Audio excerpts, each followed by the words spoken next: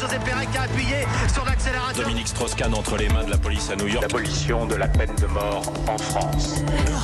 Un projet de loi aujourd'hui en Conseil des ministres va être présenté pour mieux protéger les agriculteurs face aux aléas climatiques. Bonjour Pauline Jacot. Bonjour à tous. Julien Denormandie, le ministre de l'Agriculture, s'y était engagé à réformer l'assurance récolte, c'est-à-dire comment indemniser les agriculteurs qui sont touchés par le gel, par le grêle ou encore la canicule. C'est une question qui évolue en permanence et qui naît en fait à la fin des années 70, Pauline, après la sécheresse de l'été 76 déclarée calamité nationale. Les mots sont ceux de Valéry Giscard d'Estaing, président de la République. Au nord de la France, à l'ouest, tout autour de Paris, des températures caniculaires brûlent les champs. Il ne pleut pas une goutte, le pays suffoque, le bétail survit et la sécheresse ravage les cultures. Tout l'été, les reporters d'Europe 1 partent à la rencontre des agriculteurs. Prenons tout de suite la route de Velard-en-Ouche, en Côte d'Or, où M. Paul Modin fait ce qu'il peut pour préserver son troupeau de bovins sélectionnés de la race Pirouge de l'Est. Nous avons des rendements catastrophiques. Cette année, j'ai récolté environ 3000 bottes de luzerne. Habituellement, j'en fais 10 à 12 000.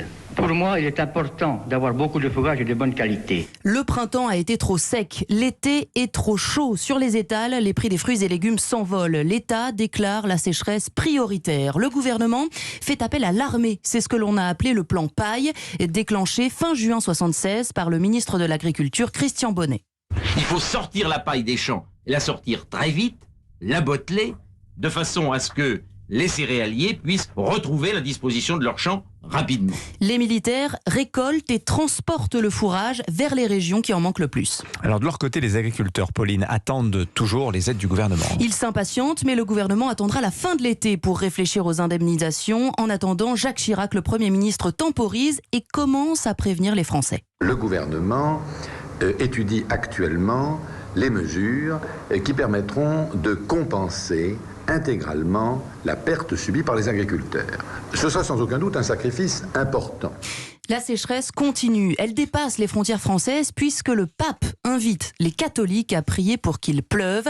Et la pluie devient une supplique au cœur des sermons de cet été 76. Accorde-nous les pluies dont nous avons besoin, afin qu'étant rassurés pour les fruits de la terre, nous puissions mieux rechercher les biens d'éternité. Prière pour les uns, grève immédiate pour les autres. À Paris, les conducteurs de bus débrayent. La vie est vraiment intolérable. C'est intolérable. Je vous dis, il y a 60 degrés dans les autobus. Alors les gens qui ont ton chaud, mais ils y restent un quart d'heure. Mais nous, toute la journée, nous sommes dans les autobus avec ces 60 degrés. Les paysans auront finalement une réponse fin août. L'État leur accorde 2 milliards de francs et annonce un impôt, l'impôt sécheresse, qui va concerner 2,5 millions de Français. L'opinion publique juge cette taxe injuste. Les agriculteurs sont choqués par la réaction des Français. L'idée n'a jamais plus été reprise. Quelques jours plus tard, Raymond Barre est nommé à Matignon, à la place de Jacques Chirac. Voilà, comme quoi des bottes de paille, ça vous fait tomber un Premier ministre. Merci Pauline Jacot, à demain.